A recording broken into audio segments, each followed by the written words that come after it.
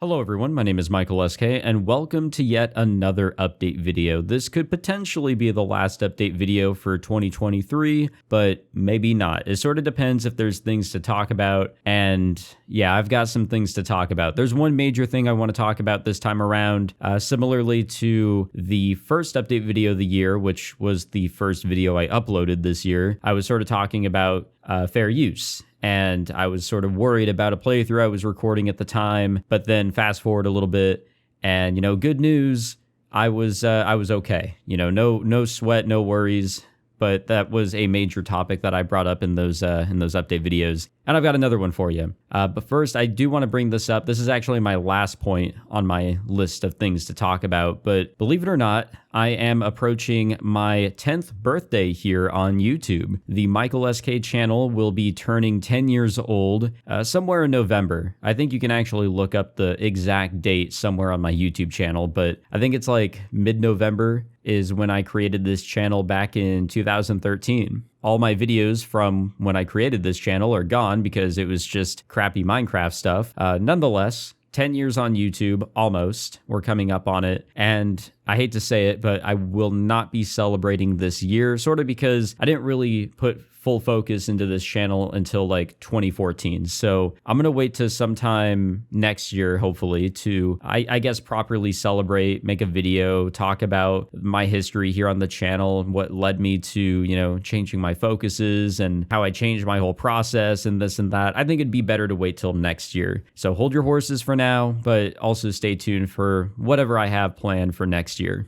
The major thing I want to talk about is anonymous code. A playthrough that has been, hyped up on my end because the entire game itself has been very hyped up by the Science Adventure series community. Everyone has been so excited for Anonymous Code, and honestly, the hype kind of delivers. This game is a lot of fun. This visual novel has been a very interesting one to jump into. I'm not too far into it. I think only the second chapter still, but it's been a blast to jump into. Information overload at times. Nonetheless, the hype was definitely well received and definitely present for a reason on both ends. The hype kind of died very quickly on my end when I found out that Mages is doing things a little differently with their copyright claims this time around. For a little bit of context, a few years ago, well after I finished my Steins Gate and Steins Gate 0 playthroughs, I think maybe whenever I was recording Chaos Child, I started receiving a whole bunch of copyright claims, and they were from Mages. Mages is behind all of these titles here, Steins Gate, Chaos Games, and of course here we have Anonymous Code that they're also behind. These copyright claims were for music that I was absolutely 100% rambling over and most definitely not the focus of the videos whatsoever, but they were getting picked up automatically all of a sudden. And this was happening for months where it'd be like every other day or so, more videos would get claimed just because there's like 20 seconds of music that could just be heard, well enough. And the entire video was claimed. Eventually, this moved on to the YouTube monetization sharing. So the music was still getting claimed, but it wasn't like, oh, the whole video is claimed and therefore Mages is taking all the ad revenue for themselves. No, it's being shared. All this time, I was disputing these claims under fair use. Do they necessarily constitute as fair use? That's debatable because the music themselves are licensed. Sure, I'm absolutely talking over them. They're not the point of the video whatsoever, but if they can be heard when they're being claimed for a reason, I'm sure. But then again, the YouTube copyright, content ID, whatever the fuck system isn't necessarily perfect. And for all of these years, Mages has been gracefully giving me their hand of rejoice or whatever, and have been releasing every single claim for these past few years, every single claim on Steins Gate, including the spinoffs, Chaos Child, Chaos Head, Robotics Notes, and a little bit of Anonymous Code. So with that context in mind, I started recording Anonymous Code.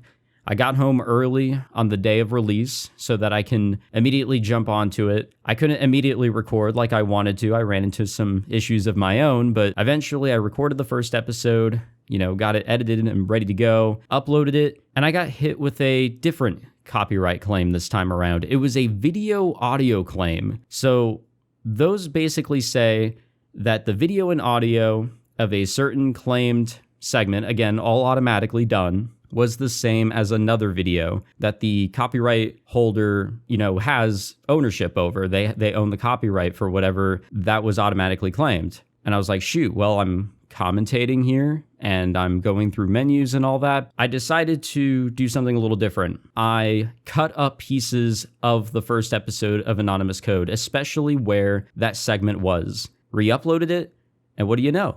It didn't actually copyright claim in that segment. It claimed in a whole different segment where it previously didn't. I just went with it because I didn't want to have to edit every single bit that it was claiming. So I kind of just went along with it and decided, you know what?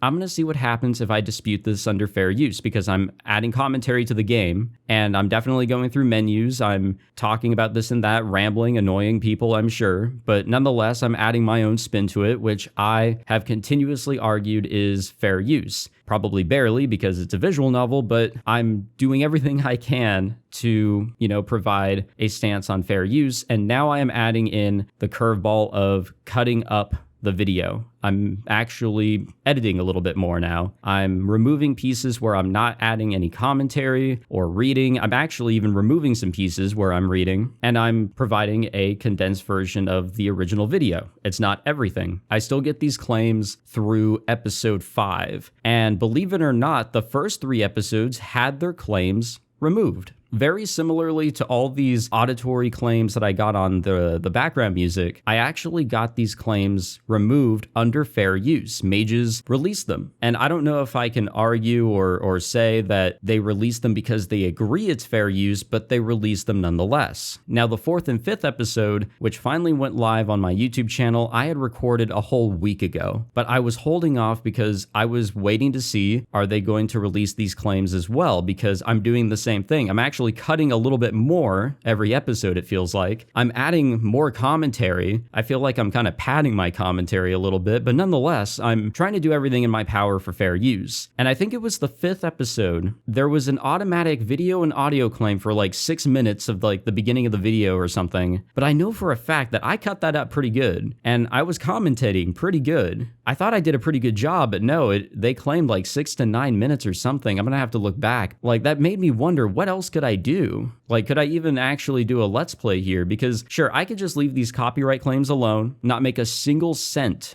on any of these videos. It's also set up where mages wouldn't earn a single cent either. So it's just flat out no ad revenue, no YouTube premium revenue of any sort, no money at all.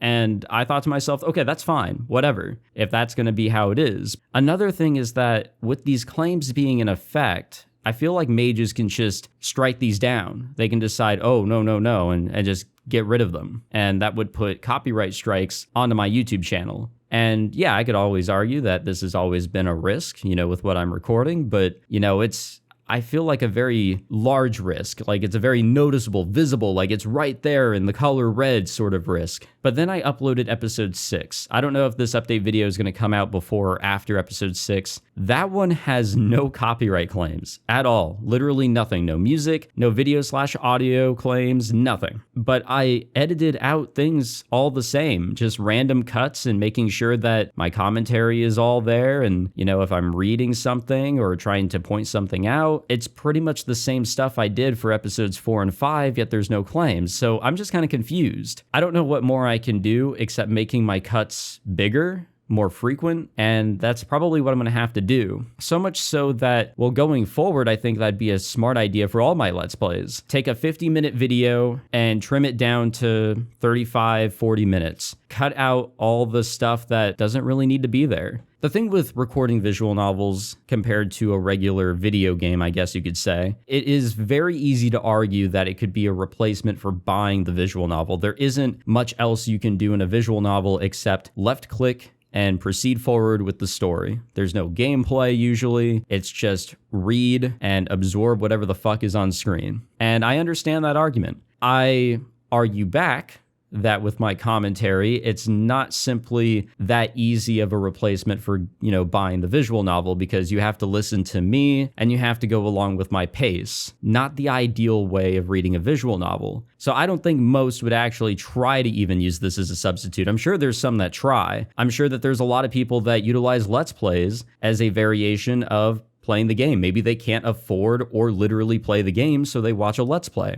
I know I used to in the past. So that does sort of lead me into thinking, going forward, to try and strengthen my argument for fair use in my videos, I'm going to cut up some parts of my episodes. Again, take something like 50 minutes and probably reduce it down to like 35, 40 minutes. All the parts where I'm not talking, discussing something, commentating on what's happening, reacting to something that just happened, while trying to provide some, core details of the story. But at the same time, I have to think about, okay, I don't want this to be used as a replacement for buying the visual novel, so I have to cut out key pieces that I'm not reacting to, core parts of the story, this and that. And of course, some parts where I'm just reading, because me reading the visual novel is not fair use. I can definitely say that. I'm sure that it's interesting to listen to me fail to read something, because if you guys have watched enough of my videos, you'll know that I stumble upon my words and say stupid shit, mispronounce things, fail to pronounce things, whether they're English, Japanese, or anything else. It's how I am, but at the end of the day, I don't think that's enough for fair use. My commentary, my reactions, and anything else I provide is what will strengthen the fair use argument. I don't know what I'm going to do with anonymous code. I'm actually really stumped on that and kind of depressed a little bit on this whole situation, because I most definitely do not want to step on the toes of any visual novel producers or developers or any of that. That's why recently I've been reaching out through email and research to see what I can and can't record. I mean, there's a huge reason why I had to drop loopers.